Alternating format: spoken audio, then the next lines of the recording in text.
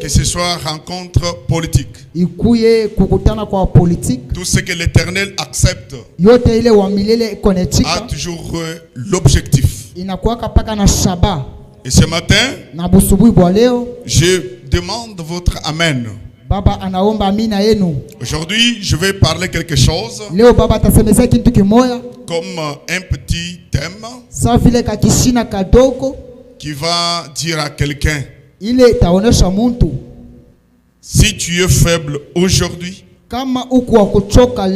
et tu seras fort demain.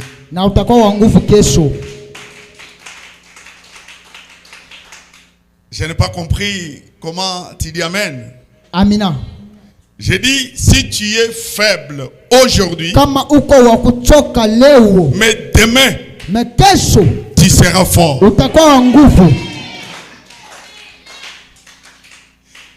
Ici, c'est la parole de Dieu qui nous révèle quelque chose.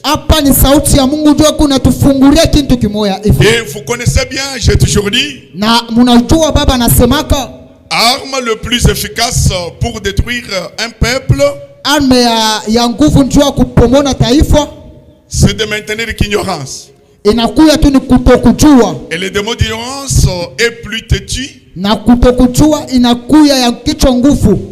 Plus têtu et plus difficile à chasser que tout autre démon.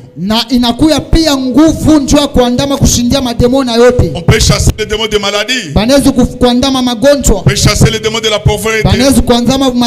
On peut chasser les démons, n'importe quel démon, mais ce n'est pas facile de chasser le démon d'ignorance. Maintenant, Salomon, il était l'homme le plus excellent dans la connaissance humaine. Et il était un homme très puissant.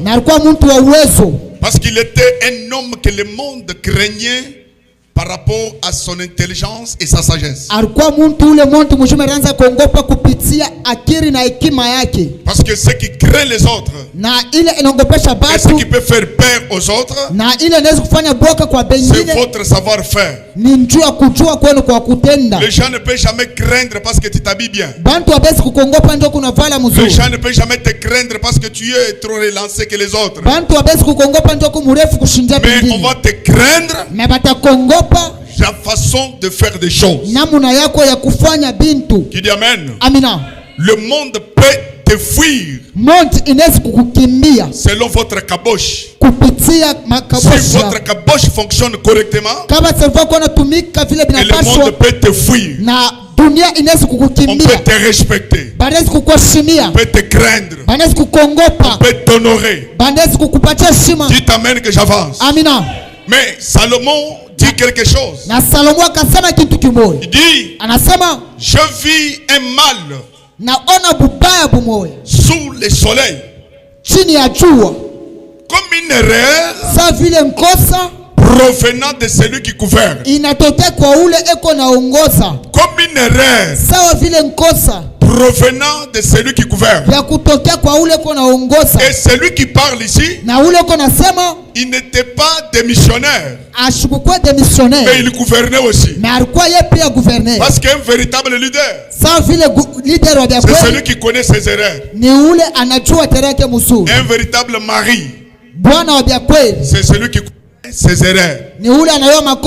Un véritable femme, c'est quelqu'un qui connaît ses erreurs. Maintenant, on a compris que Salomon a découvert une erreur provenant de celui qui gouverne. Il dit, je vis la folie occupe des postes très élevés.